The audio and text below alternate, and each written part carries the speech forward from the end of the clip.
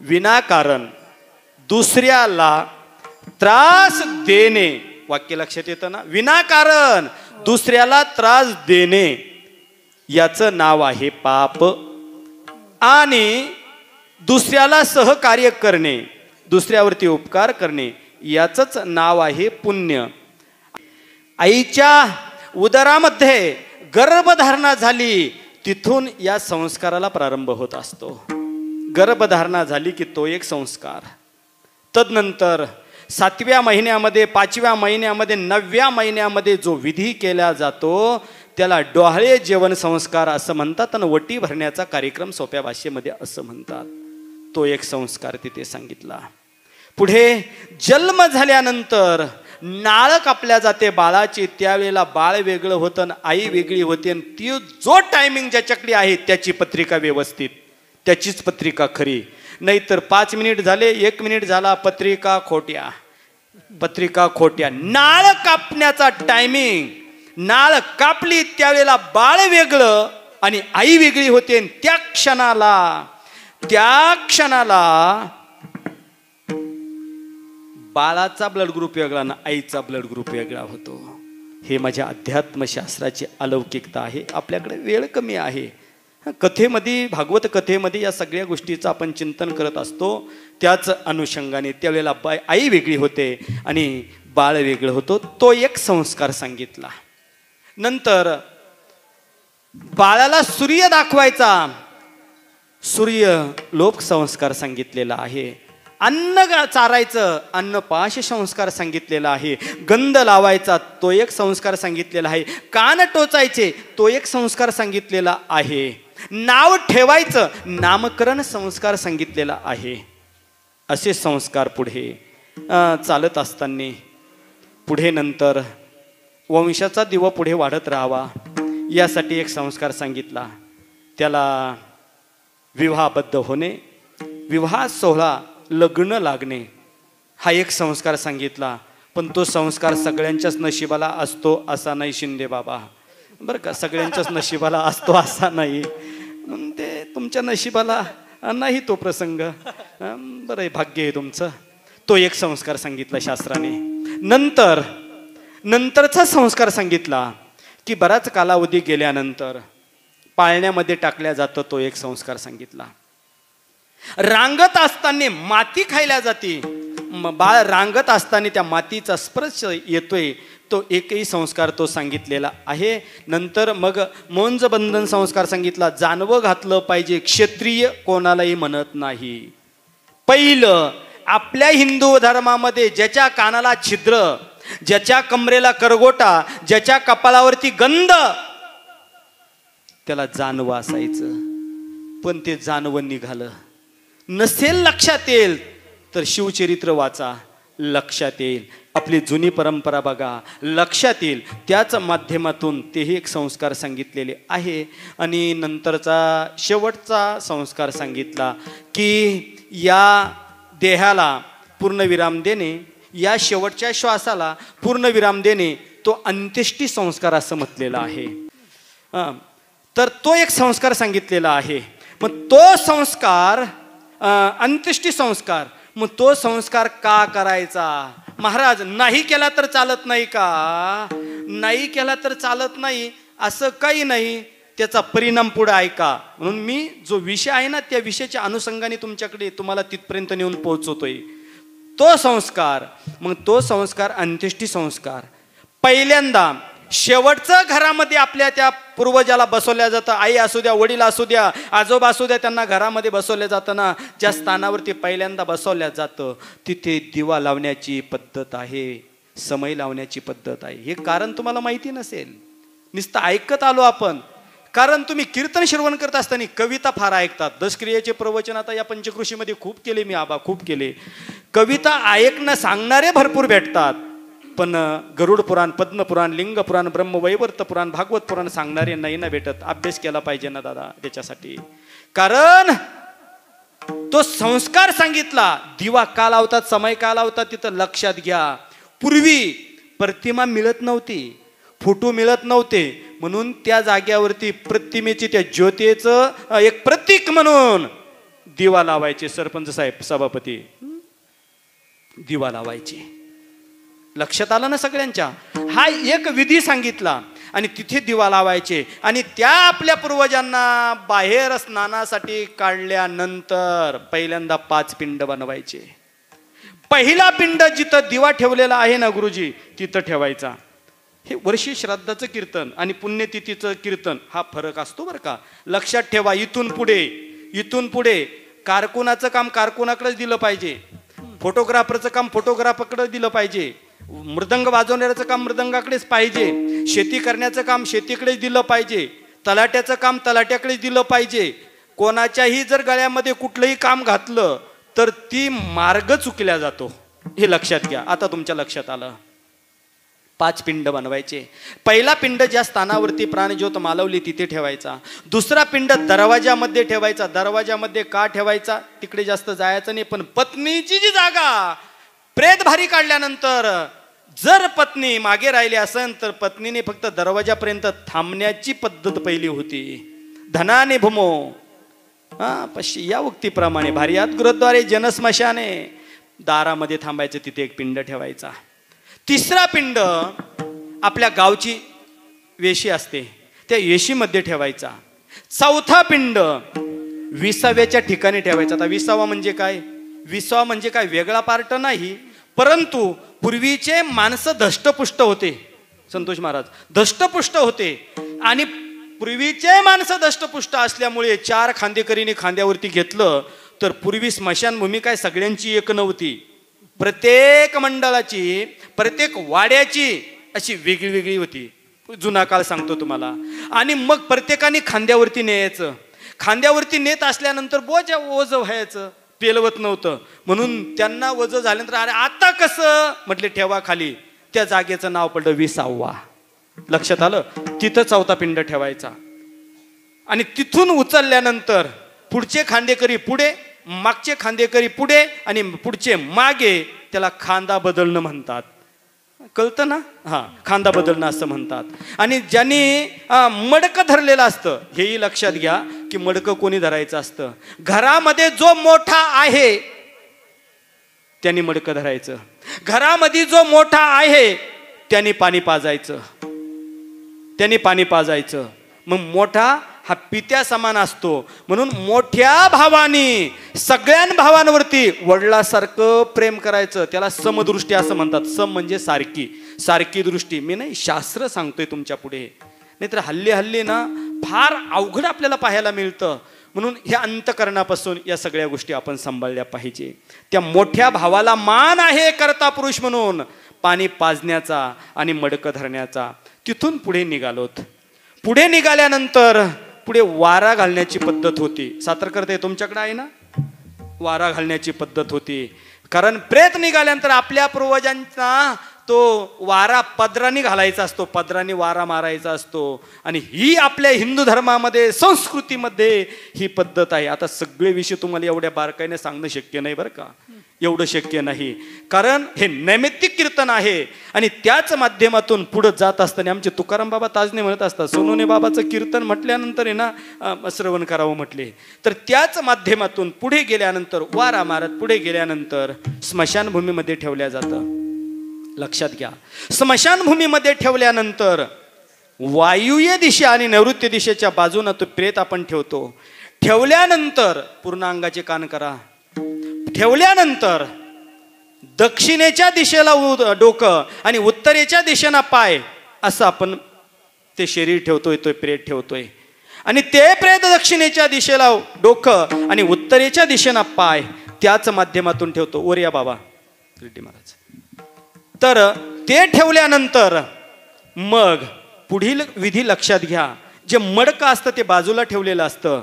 आणि मडकं बाजूला ठेवल्यानंतर मडक्याच्या खाली अशी त्रिकोणामध्ये त्या बांबूच्या त्या वेळूच्या कमटीने असं त्रिकोण बनवलेला असतो. त्रिकोण काय त्याचंही मोठं सविस्तर पुराणामध्ये पाहायला भेटतं, गरुड पुराणामध्ये आणि पद्म पुराणामध्ये त्याचं सविस्तर चिंतन आपल्याला पाहायला भेटतं. आणि ते मोडून बाजूला टाकायचं नसतं तर आपण नदीला फेकून देतो, तेही त्या चितेवर टाकायचं असतं. आणि त्या माध्यमातून पुढे चित्ता रचल्यानंतर पुन्हा 5 पिंड बनवायचे. ते 5 रंग सुताचे असतात. आणि ते पिंड बनवल्यानंतर 2 पिंड नेत्रावरती ठेवायचे, 2 पिंड 2 कानावरती ठेवायचे आणि 1 पिंड मुखावरती ठेवायचा, तोंडावरती ठेवायचा. पुढे चाला. पुढे चाला म्हणजे तुम्ही समोर यायचं असं नाही माझं म्हणणं. पुढे गेल्यानंतर पुढे तो पिंड ठेवत असताना पुन्हा 7 तुकडे करायचे. कशाचे? लोखंडाचे नाही मुळकताई, सोन्याचे. सोन्याचे 7 तुकडे करायचे. दोन्ही कानाच्या ठिकाणी 2 तुकडे ठेवायचे, दोन्ही नागपुडीवरती 2 तुकडे ठेवायचे, दोन्ही नेत्रावरती 2 तुकडे ठेवायचे नाही. 1 तुकडा मुखामध्ये म्हणजे तोंडामध्ये ठेवायचा. कळतं ना तुम्हाला? सर्व अंगाचे कान करा. हा तुकडा मुखामध्ये ठेवायचा. महाराज, सोनोने महाराज, पाटील महाराज, आमच्याकडे परिस्थिती आमची नाजूक आहे. आत्ता आपल्याकडे पैसा आला, पूर्वीचा काळ आठवा ना दादा. परिस्थिती आमची नाजूक आहे. सोनं तर आमच्याकडे एवढं नाही. नसेल सोनं, चला गरुड पुराणात, पद्मपुराण गरुड पुराण म्हणते, दर्भकाची काडी घ्या 5 पैशाची. दर्भकाच्या काडीचे 7 तुकडे करा. डोळ्यावरती 2 ठेवा, कानावरती 2 ठेवा, 2 नागपुड्यावरती 2 ठेवा आणि 1 तुकडा दर्भकाचा पानाचा विडा करून मुखामध्ये घाला. तुळशीचं पान करून मुखामध्ये घाला. 7 झाले ना? इथपर्यंत आल्यानंतर ज्या मडक्यामध्ये अग्नी आणलेला असतो तोच अग्नी त्या साहित्यावरती तिथे टाकायचा, त्याला प्रज्वलित करायचं आणि बाजूला ठेवायचा. आणि ते आणलेलं मडकं, त्या मडक्यामध्ये पाणी भरून आणायचं नदीतून. पाणी आणल्यानंतर समोर आलं की एक वस्त्र घ्यायचं, उलट जानवं घालतो तसं उलट घालायचं. आणि उलट घातल्यानंतर हा अंगठा महत्वाचा आहे, हा आपला पितर आहे, हे आपला पूर्वज आहे. आणि ते तर्पण पाणी पाजण्याचा विधी तो करायचा. मग मोठा मुलगा पाणी पाजतो, लहान मुलगा पाणी पाजतो, मधला मुलगा पाणी पाजतो, मुली पाणी पाजतात, आत्या पाणी पाजतात. सगळी भावकी त्याला स्पर्श करते. पाणी पाजल्यानंतर बाजूला सरायचं. बाजूला झाल्यानंतर जे मडकं होतं पाण्याचं ते खांद्यावरती घ्यायचं. खांद्यावरती घेतल्यानंतर जो जाणता प्रमार्थिक जो व्यक्ती आहे, जो अनुभवी तज्ञ बुजुर्ग जो व्यक्ती आहे, त्यांनी एक दगड घेतलेला असतो. त्या दगडाचं नाव काय असतं बघा.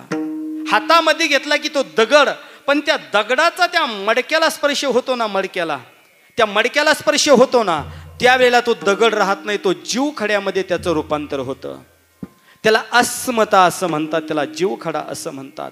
त्यांनी छिद्र पाडायचं आणि पाडलेलं छिद्र, ते पडलेलं पाणी ते जलतत्व म्हणून त्या चित्तेकडे फेकायचं, चिंतेकडे शिंपडायचं. ते फक्त पुरुषाने नाही, त्याच्यासाठी बहीण लागते किंवा आत्या लागते ती शिंपडण्यासाठी, ते पाणी टाकण्यासाठी. ते शिंपडायचं चित्तेवरती. आणि शिंपडल्यानंतर पुढे प्रदक्षिणा मारण्याचा विधी असतो. किती प्रदक्षिणा मारतात इकडे आपल्याकडे? किती? 3 प्रदक्षिणा मारल्यानंतर आपण प्रदक्षिणा पूर्ण झाली की पायाच्या बाजूना उभं राहतो आणि उत्तरेकडे तोंड करून आपण उभं राहतो. उत्तरेकडे तोंड करून आपण उभे राहतो. आणि मग ज्यांनी तो दगड मारलेला असतो त्या मडक्याला, ते मडकं सोडावं लागतं खाली. खाली सोडल्यानंतर त्या मडक्याचे बारीक बारीक तुकडे केले जातात आणि माणसाला बोंबलण्याचा अधिकार 2च वेळेला दिलेला असतो. एक होळीच्या वेळेला आणि घरातली व्यक्ती गेली त्यावेळेला त्या व्यक्तीला बोंबलण्याचा अधिकार दिलेला असतो. तो विधी पूर्ण झाल्यानंतर स्मशानभूमीमध्ये शांत वातावरण राहतं आणि मग तिथे हे शरीर चित्तेमध्ये जळत असताना त्या क्षणाला या चित्तेमधून एक दिव्य देह बाजूला होतो. त्याला दिव्य शरीर असं म्हणतात. ते तुम्हा आम्हाला कोणाला दिसत नाही, ते सूक्ष्म रूपाने बाजूला उभं राहतं. नैऋत्य दिशेला जशा 4 दिशा आहे ना मुख्य, आग्नेय, नैऋत्य, वायव्य आणि ईशान्य. दुसऱ्या पूर्व, पश्चिम, दक्षिण, उत्तर आणि आकाश आणि धरती 10 दिशा. आणि मग नैऋत्य दिशेला ती व्यक्ती हात जोडून नेत्रामधून अश्रू येतात, हंबरडा फोडतात, आरड वरड करतो. आणि आरड वरड करत असल्यानंतर ती म्हणते, अरे ज्याच्यासाठी मी एवढं राबलो, ज्याच्यासाठी मी एवढं कमवून ठेवलं, ज्याच्यासाठी मी एवढं केलं, त्यांनी मला घरात एक तास शिल्लक ठेवलं नाही. ज्याच्यासाठी मी याची टोपी त्याच्या डोक्यात, त्याची याच्या डोक्यात, दोघांची आपल्या डोक्यात काळाचं पांढरं पांढऱ्याचं वाटुळं, याचं हडप केलं, त्याचं हडप केलं, पण त्या परिवाराने सुद्धा मला घरात नाही ठेवलं. त्यांनीच मला पेटवलं. पेटवणारे बाहेरचे असतात का घरातले? पाहुणे असतात का भावकीतले का घरातले? घरातलेच पेटवतात. अरे नाही ठेवलं म्हणून तर सांगतात, दादा नको रे विचार करू कशाचा, चांगलं वाग, चांगलं बोल, चांगलं केल्याने चांगलं होतं. तरी माणसं वाईट का वागतात ही शोकांत. चांगलं वागलं पाहिजे. आणि ती व्यक्ती रडत असते, दिव्य देह धारण केलेला असतो, ती व्यक्ती रडत असते. मग त्यावेळेला पूर्ण चिता पेटल्यानंतर आपण स्मशानभूमीमध्ये हात जोडतो. हात जोडून म्हणतोय की यांच्या आत्म्यास चिरशांती लाधो लाभो. किती अवघड आहे. आत्म्यात चिरशांती लाभो. अरे आत्मा मरत नाही रे बाबा, आत्मा जळत नाही रे बाबा, आत्मा तुटत नाही रे बाबा. नैनम छिन्नंती शस्त्राने नैनम दहती पावका न चैनम क्लद्यंत्यापो न शोचे. या उक्तीप्रमाणे तो मरत नाही. मग ती शांती नाही, तिथे श्रद्धांजली नाही, ती यम देवाला केलेली प्रार्थना असते. यमा कमी वयामध्ये आमचा करता पुरुष तू घेऊन चाललास, यमा तुला प्रार्थना आहे, तुला विनंती आहे. यमा यम राजा प्रार्थना करतोय, ही चुकी पुढे तू करू नको यमा. म्हणून ती मशानभूमीमध्ये केलेली यमाला प्रार्थना आहे, विनंती आहे. ऐकताना तुम्ही सगळे पाठीमागे, ही यमाला केलेली प्रार्थना आहे आणि ही यमाला केलेली विनंती आहे. यम म्हणतोय बाबा मी ठीक आहे, परंतु हा प्रकार कशामुळे घडतो? कमी वयामध्ये माणसांना का जावं लागतं दादा, का जावं लागतं? याचं कारण काय? याचा कधी विचार केलास का तुम्ही? नाही केला ना? चला मग पद्मपुराणामध्ये, चला गरुड पुराणामध्ये, चला ब्रह्मवैवर्त पुराणामध्ये, चला काही श्रीमद भागवत पुराणामधलाही थोडा स्पर्श होतोय ना, तोही आपण बघूया. का जावं लागतं आमच्या माणसांना कमी वयामध्ये? याचं कारण अंत्येष्टी संस्कार व्यवस्थित न केल्यामुळे, याचं कारण सावडण्याचा विधी व्यवस्थित न केल्यामुळे, याचं कारण कमी दिवसामध्ये दावा घातल्यामुळे, याचं कारण महिन्याला माश श्राद्ध न केल्यामुळे, याचं कारण वर्ष श्राद्ध न केल्यामुळे, याचं कारण पुण्यस्मरण न केल्यामुळे, याचं कारण पितृ पंधरवाड्यामध्ये पित्र न घातल्यामुळे, याचं कारण अक्षय तृतीयाला पित्र न घातल्यामुळे, याचं कारण ज्या तिथीला गेले त्या तिथीला पुण्यतिथी न केल्यामुळे. चला श्रीमद भागवत महापुराणामध्ये आपल्या वंशाचं रक्षण जर कोण करत असेल तर आपल्या वंशाचं रक्षण फक्त आपले पितर करत असतात रे दादा. का तुम्ही सुधरत नाही? का तुम्ही कविता कुठपर्यंत ऐकता? बेवड्या लोकांनी केलेल्या कविता तुम्ही समाजापुढे मांडायच्या करे दादा. संतांचं वाङ्मय केवढं मोठं आहे ना दादा, टाका ना समाजापुढे खरं तत्वज्ञान. याला जबाबदार तुम्ही गावातील कर्ते मंडळी असतात. प्रवचन ठेवायचं म्हणजे काय आमची इस्टेट तुमच्या पुढे मांडण्यासाठी नाही ना दादा रे, आमचं मोठेपण तुमच्या पुढे मांडण्यासाठी नाही येणार दादा रे. गरुड पुराण सांगा ना तिथं, पद्मपुराण सांगा ना तिथं, लिंग पुराण सांगा ना तिथं, ब्रह्मवैवर्त पुराण सांगा ना, माझा गाथा सांगा ना, तुकोबरायचा ज्ञानोबरायचं वाङ्मय सांगा ना, नाथबाबाचं वाङ्मय सांगा ना, नामदेव महाराजांचं वाङ्मय सांगा ना रे दादा. का सांगत नाही? आणि मग हा सगळा विषय येऊन पोहोचतोय आजच्या तिथीपर्यंत, पुण्यस्मरणाच्या तिथीपर्यंत. आणि इथपर्यंत येऊन आल्यानंतर कमी वयामध्ये माणसं का जातात? गुरुजी बाळासाहेब महाराज तपकीर, इथपर्यंत येऊन आपण पोहोचलो होतो. कमी वयामध्ये माझ्या परिवारातले माणसं जातात का? समजून घ्यायचं. पितृ नावाचा दोष माझ्या परिवाराला लागला. लक्ष्मण महाराज याला पितृदोष म्हणतात. आणि पितृदोष कसा लागतो तर सांगितलेले विषय लक्षात घ्या. हे जर विधी तुम्ही केले तर पितृ नावाचा दोष लागत नाही ना, कोणाकडे तुम्हाला जायची गरज नाही शांती करण्यासाठी. पितृ नावाचा दोष लागला. कसं ओळखायचं?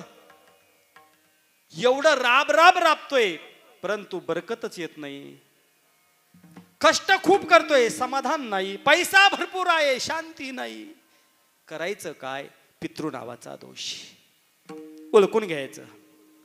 आणि हा पितृ नावाचा दोष आपल्या जीवनामध्ये आपल्याला प्राप्त होऊ नये ना दादा, तर आपले पितर समाधानी ठेवा. चला महाभारतामध्ये वर्णन करतात की आपल्या पितरांची आराधना जर आपण केली नाहीस ना दादा, तर आपल्या पितरांचे, आपल्या पूर्वजांचे मुंडके खाली होतात आणि पायवर होतात स्वर्गामध्ये. आणि मग पितरांचे मुंडके खाली ज्यावेळेला होतात आणि पायवर होतात की समजून घ्यायचं पितृ नावाचा दोष लागला. चांगलं करा, वाटूळच पितृ नावाचा दोष लागला. म्हणून हा पितृ नावाचा दोष आपल्या जीवनामध्ये आपल्याला प्राप्त होऊ नये म्हणून चांगलं वागा, चांगलं बोला, चांगलं करा आणि आपल्या पितरांची आराधना करा. आणि आजचा विधी फार महत्वाचा आहे. तो दोष आपल्याला लागू नाही याच्यासाठी श्रीमद भागवत महापुराणामध्ये 4व्या स्कंदामध्ये वर्णन करतात की आपल्या वंशाचं रक्षण कोण करत असेल तर आपल्या वंशाचं रक्षण फक्त आणि फक्त आपले पितरच करत असतात. म्हणून पितरांची आराधना करावी. पितरांची जर आराधना तुम्ही केली ना, मी देवाची शपथ घेऊन सांगतो तुम्हाला, मी नाही सांगत, पद्मपुराण सांगतं, गरुड पुराण सांगतं, ब्रह्मवैवर्त पुराण सांगतं, तदनंतर श्रीमद भागवत महापुराण सांगतं आपल्या पितरांची आराधना करा. आपल्या पूर्वजांचे फोटो घरामध्ये लावत चालत जा. बऱ्याच लोकांनी काढून टाकले, नदीला सोडले. आपली ख्रिश्चनाची परंपरा नाही, ख्रिश्चनाची संस्कृती दादा आपली नाही. ख्रिश्चन आई वडिलाला देव मानत नाही, ते सैतान मानतात. म्हणून त्या मूर्खाच्या नादी लागू नका रे दादा. अरे ज्या आई वडिलांनी तुमच्या आमच्यासाठी एवढं कमवून ठेवलं त्यांचे फोटो घरामध्ये लावायचे नाही, दुसऱ्याचे फोटो लावायला तुम्हाला चालतात का तिथं? हा, आपल्या पितरांचे फोटो घरामध्ये लावा, उत्तरेच्या भिंतीला दक्षिणेकडे तोंड करून, आणि दररोज सकाळ संध्याकाळ पूर्वजांचं दर्शन घेऊन बाहेर पडा. तुमच्या जीवनामध्ये कुठल्याही प्रकारे अपयश येणार नाही सांगत. वेदांनी तेच सांगितलं, शास्त्रांनी तेच सांगितलं, पुराणांनी तेच सांगितलं, संत वाङ्मयाने देखील तेच सांगितलं. मातृदेव भव पितृदेव भव.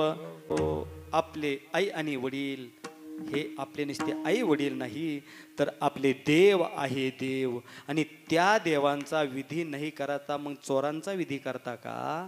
आपल्या माता पित्यांचा विधी आपण केलाच पाहिजे. हा विधी केल्यानंतर याचा फायदा तुम्हाला सांगतो की ज्या वेळेला पितर आशीर्वाद देतात आणि जर त्यांचे मुंडके खाली असले आणि पाय वर असले तर आशीर्वाद देत नाही, तर मग तुम्हाला शाप प्राप्त होतोय आपल्या पूर्वजांना. अरे एवढं मी कमवून ठेवलं, एवढी तुझी लायकी नाही का? एवढं मी कष्ट केले, एवढी तुझी लायकी नाही का की 4 माणसं तुम्ही उष्ट्या हाताने कधी कावळा हाणत नाही? या म्हणीचा अर्थ काय माहिती का? जर दारामध्ये कावळा आला, काही काही माणसं एवढे चिकट आहे दादा की त्याला म्हटलं ना त्या कावळ्याला हाण, तो उष्टा हात पुढे नाही करत, तो डावा हात पुढे करतोय. त्या हाताला काय झालं, उजव्या हाताला? तो म्हटलं काही नाही, त्याला भाताचे शीत अडकलेले असतील ना, तो पुढे कसा करायचा, ते भाताचे शीत पुढे जाईल. एवढा चिकट. म्हणजे कावळ्याला उष्ट्या हाताने कधी कावळा आणत नाही गायकवाडाबा, हा त्याचा अर्थ बरं का. लय चिकट माणसं पाहिले मी, एवढे चिकट माणसं जीवनामध्ये. म्हणून दादा तो चिकटपणा जीवनामध्ये न करता हा विधी आहे ना, तर्पण आहे ना, योग्यरित्या ते करायचं. प्रदक्षिणा पूर्ण झाल्या, मडकं फुटल्यानंतर पुढचा विधी ठरला. पुढे दशक्रिया विधी आला, 3 पिंड पाडले, दशक्रिया विधीचा कार्यक्रम पूर्ण झाला. नंतर विषय आला 13व्याचा कार्यक्रम पूर्ण झाला. नंतर विषय आला 13व्यावर थांबू नका, उदक शांती करत चाला जा. कुंभ श्राद्ध आणि उदक शांती केली पाहिजे. जोपर्यंत आपण उदक शांती करत नाही तोपर्यंत आपल्या घरामध्ये मंगल कार्य करता येत नाही, आपल्या भावकीमध्ये मंगल कार्य करता येत नाही. म्हणून उदक शांती आपल्या लोकांनी बंदच केली. खांदवे पाटील, उदक शांती केली पाहिजे. उदक जल तत्वाची शांती त्या ठिकाणी केल्या जाते, म्हणून उदक शांतीचा कार्यक्रम हा केला पाहिजे. म्हणून तो विधी केल्यानंतर 14 दिवस पूर्ण होतात.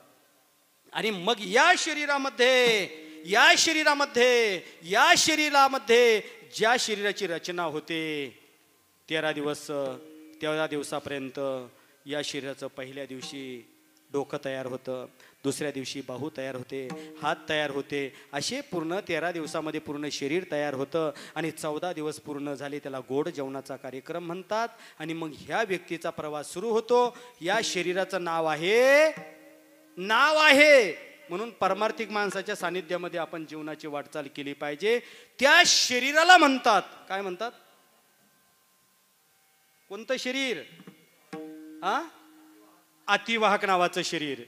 संदीप भाऊ काळजे, अतिवाहक नावाचं शरीर धारण आपल्याला जीवनामध्ये आपल्याला प्राप्त होतं. आणि मग अतिवाहक नावाचं शरीर प्राप्त झाल्यानंतर त्या व्यक्तीचा माश श्राद्ध घालायचं असतं. आणि त्या एका महिन्यामध्ये मग ती व्यक्ती त्याच तिथीला जेवण्यासाठी येते. आणि जर तो जेवण्याचा विधी ठेवला नाही तर मी पुन्हा ती तुम्हाला शाप देते. म्हणून पितरांची आराधना केली पाहिजे. तुकोबराय म्हणतात की हे पितर आपल्याला आशीर्वाद देतात. तुका म्हणे पितर आशीर्वाद आशीर्वाद देतात. आणि आपली जी इच्छा असेल, जी आकांक्षा असेल ती आपली पूर्ण करतात. म्हणून पितरांची आराधना आपण केली पाहिजे. पूर्ण 11 महिने घालायचे. आणि 12व्या महिन्याला त्याला म्हणतात वर्ष श्राद्ध. वर्षाने केल्या जातं, श्रद्धेने केल्या जातं, त्याला वर्ष श्राद्धाचा विधी म्हणतात. आणि वर्ष श्राद्ध झाल्यानंतर पुढच्या जे वर्ष आहे त्याला म्हणतात पुण्यस्मरण. मग ती तिथी म्हणजे आजची तिथी पुण्याचा संचय करणाऱ्या पुण्यात्म्याची पुण्यतिथी. म्हणून तुकोबाराय म्हणतात की अशा महात्म्यांचं जीवन जर बघितलं तर त्यांचा देह पवित्र आहे आणि त्यांची वाणी पुण्यवान आहे. अहो महाराज, की बरेचसे प्रमाण आम्हाला पाहायला भेटतात की नाशवंत देह, जाणार सकळ, आयुष्य खातो काळ, सावधान. त्या धर्मशास्त्रामध्ये 11 कारण सांगितले देहाच्या पवित्रतेचे आणि 5 कारण सांगितले, 5 ते 6 कारण सांगितले या शरीराच्या अपवित्रतेचे. त्या सर्व दर्शन संग्रहामध्ये पातंजलीचं योग सूत्र आहे. आणि विद्यानंद स्वामी पंचदशीमध्ये वर्णन करतात या देहाच्या अपवित्रतेचे 5 ते 6 कारण सांगतात. पहिलं कारण या शरीराच्या अपवित्रतेचं सांगितलं स्थानात. म्हणजे हे शरीर ज्या स्थानामध्ये राहिलं ते स्थान म्हणजे आईचं उदररूपी स्थान. आता आईच्या उदररूपी स्थानाला आपण पवित्र म्हणाल की अपवित्र? बोलत चला जा. पवित्र. आता पक्ष बदलायचा नाही बरं का. आईच्या उदररूपी स्थानाला पवित्र म्हणू. पण साधकांचे मायबाप ज्ञानियांचे राजे ज्ञान चक्रवर्ती कैवल्य साम्राज्य विश्व माऊली वर्णन करतात. मातेची या उदर कोवरी, पचोनी विष्टेची या दाथरी, उकडोनी 9 मासवरी, जन्मो जन्मनी मरती. विष्टेचं दाथर, ज्या जनुकचं, ज्या उदराचं, ज्या स्थानाचं वर्णन केलेलं आहे ते विष्टेचं दाथर आता पवित्र म्हणता येईल का? नाही. तो विष्टेचा संबंध त्याला आल्यामुळे त्यामुळे हा देह अपवित्र झालेला आहे. तरच कारण त्यांनी सांगितलं बीजात. बीजामुळे या शरीराला, तुमच्या आमच्या देहाला अपवित्रता आलेली आहे. बीज म्हणजे माता पित्याने भक्षण केलेलं अन्न, त्या अन्नापासून विकाररूप पदार्थाची झालेली निर्मिती. यामुळे या शरीराला अपवित्रता आलेली आहे बीजात. नंतरचं कारण त्यांनी सांगितलं उपष्टंभात. म्हणजे हे शरीर आहे असं व्यवस्थित ठेवण्यासाठी, व्यवस्थित राहण्यासाठी आपल्या शरीरामध्ये भगवंताने अशी काही रचना केलेली आहे की जे पित्ताक्षयासारखे अंमली पदार्थ आपल्या शरीरामध्ये आहे त्याला पित्ताक्षय असं म्हणतात. या पित्ताक्षय वाढला तरी त्रास होतो, कमी झालं तरी त्रास होतोय. बीजात उपस्तंभामुळे या देहाला अपवित्रता आलेली आहे. निशिंधान म्हणजे या शरीराला भगवंताने नवद्वार सांगितलेले आहे. मग या 9ही द्वारामधून जे जे पदार्थ निघतात ते पवित्र की अपवित्र? पवित्र की अपवित्र? अपवित्र. नाकामधून सर्दी झाली, कोणाला होऊ नये पण झाली सर्दी, त्या नाकामधून जो पदार्थ निघतो तो पवित्र असतो की अपवित्र? अपवित्र. असं कोणी म्हणतं का महाराज थांबा शोकेस मध्ये ठेवूया? नाही, अपवित्र. त्याच्यामुळे कानामधून मलाच्या रूपाने जो पदार्थ निघतो अत्यंत अपवित्र आणि घाणेरडा. असे 9 द्वार सांगितले आपल्या देहाला. या 9ही द्वारामधून जे जे पदार्थ निघतात ते अत्यंत घाणेरडे अपवित्र पदार्थ बाहेर येतात. यामुळे या देहाला या शरीराला अपवित्रता आलेली आहे. निशिंधान नंतरचं कारण त्यांनी सांगितलं. निधनादपीही. निधनादपी या शब्दाचा अर्थ असा आहे की कोणी असू दे, कुठल्या जातीचा असू दे, धर्माचा असू दे, पंथाचा असू दे, दीन असू दे, दयाळ असू दे, श्रीमंत असू दे, गरीब असू दे, कोणीही असू दे, प्रत्येकाला जावंच लागतं. कोणीही असू द्या, कुठल्या धर्माचा असू द्या, पंथाचा असू द्या, दीन असू द्या, दयाळ असू द्या, आएगा शो जाएगा. पेटून घ्यावं लागतं एकट्याला, जलाने वाले लाखो हे. या बाबतीमध्ये, मरणाच्या बाबतीमध्ये वशिलेबाजी चालत नाही. मागील भूतकाळ काढा, भूतकाळातील चित्रपट करा, बघा.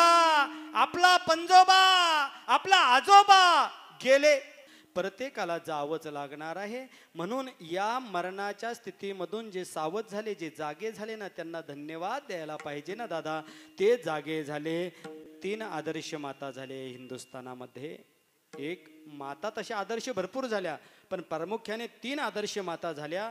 एक माता मैनावती, एक माता मदलासा. मैनावती माता बाळाला उपदेश केला, आपल्या मुलाला. मैनावती मातेचा मुलगा. मातृवर्ग भरपूर कीर्तन प्रवचन खूप ऐकले तुम्ही, पण कविताच ऐकल्या. मैनावती मातेच्या मुलाचं नाव गोपीचंद राजा. मैनावती मातेने उपदेश केला. बाळा, शरीर जाणार आहे आज ना उद्या झालं. मैनावती माता यांनी प्रमाण दिलं होतं महाराजांनी की दुसरी माता मदलासा माता बाळाला उपदेश केला. बाळा, हा देह नाशिवंत आहे, मलमूत्राचा बाधा आहे, सावध हो. तिसरी माता, ज्या मातेमुळं अख्खा भारत, सगळ्या पक्षाचे आमदार खासदार निवडून येतात, त्यांचं नाव घेतलं तर ती माता म्हणजे आदर्श माता, राजमाता मा जिजाबाई साहेब. आई साहेबांनी बाळाला उपदेश केला. पण कधी गर्भधारणा झाली, 1 महिना झाला आऊ साहेबांना, 2 महिने झाले, 5 महिने झाले, 6वा महिना लागला, 7 महिने झाले. प्रारंभ राजमाता मा जिजाबाई साहेबांच्या समोर माय मावल्या जवळ आल्या. दोन्हीच्या दोन्ही हाताच्या मुठी घटांगाना. आई साहेब आपले डोहळे. काय तुम्हाला करावं वाटतं? आताच्या जर आई साहेब असत्या तर त्यांनी सांगितलं असतं, मला कणी डोरलं घाला वाटतं, मला कणी नवीन दागिने घालावे लागतं, मला कणी नवीन साडी नेसावी वाटते, जरीची पैठणी नेसावी वाटते. आताच्या माई मावल्या असत्या तर सांगितलं असतं, पण राजमाता मा जिजाबाई साहेबांनी दोन्हीच्या दोन्ही हाताच्या मुठी घट्ट केल्या, पदर कमरेला खोसलो, बांगड्या पाठीमागे सारल्या, उजवा पाय समोर केला, धाड दिशी उठून उभ्या राहिल्या गर्भधार अवस्थेमध्ये. औ साहेबांनी सांगितलं, आई साहेबांनी सांगितलं, माझी जाऊनी सांगितलं, मला काय करावं वाटतं? कडाडल्या, मला काय करावं वाटतं? समोर आल्या सांगा ना, औ साहेब काय आपणास करावं वाटतं हो, काय खावं वाटतं हो, काय ल्यावं वाटतं? दोन्हीच्या दोन्ही हाताच्या मुठी घट्ट केल्या. मला वाटतंय शाला कमरेला बांधावं, मला वाटतंय तलवार म्यान करावी, मला वाटतंय जरीचा टोप धारण करावा, मला वाटतंय ज्या मेल्यांछांनी आमच्या माये मावल्यांची आबरू लुटली ना, त्या मेल्यांछांचे तुकडे तुकडे तुकडे करावे, कत्तल कत्तल करावं. मला वाटतंय ज्या मेल्यांछांनी आमच्या माय भगिनीची आबरू लुटली ना, त्या मेल्यांछांचे तुकडे तुकडे करावे. तुम्ही झोपलेले आहात का? तुम्हाला शब्द कळत नाही का? त्या मेल्यांछांचे तुकडे तुकडे करावे. राजमाता मा जिजाबाई साहेब झाल्या नसत्या तर इथे कीर्तन झालं नसतं, इथे प्रवचन झालं नसतं, कपाळाला गंध राहिला नसता, समाई लावल्या गेली नसती, गंध लावल्या नसता गेला. या समोर या महाराज, गंध लावल्या नसता गेला. आई साहेब जर झाल्या नसत्या तर आदिशक्ती भवानी मातेची सेवा नसती, ना काळूबाईची सेवा नसती, ना लक्ष्मी मातेची सेवा नसती, ना येडाबाईची सेवा नसती, आमच्या माई मावल्यांची सेवा नसती. म्हणून तर वैभव आहे, प्रसंगानुसार टाळ्याचा कडकडा पाहिजे, प्रसंगानुसार. मा जिजाऊ आई साहेब तुम्ही जर झाल्या नसत्या तर बाटल्या असत्या आमच्या मुलीबाळी, बाटल्या असत्या आमच्या मुलीबाळी, तर नसते राहिले कुंकू कपाळी, नसते राहिले कुंकू कपाळी, तर नसते राहिले अंगणामध्ये तुळस, नसते राहिले अंगणामध्ये तुळस, तर नसते राहिले हिंदू धर्माच्या मंदिरावरती कळस. काशी की कला जाती मथुरा में मस्जिद बसती, अरे आखेला शुभान होता तो सुन्नत सबकी थी, सुन्नत सबकी थी. ते माता मैनावती माता आणि जिजाऊ आईसाहेब माता, मदलासा माता, 3 माता होऊन गेल्या. निधनादपी कायामा ध्योय श्वचत्वात पंडितया शुचुम विधू, यामुळे या शरीराला अपवित्रता आलेली आहे.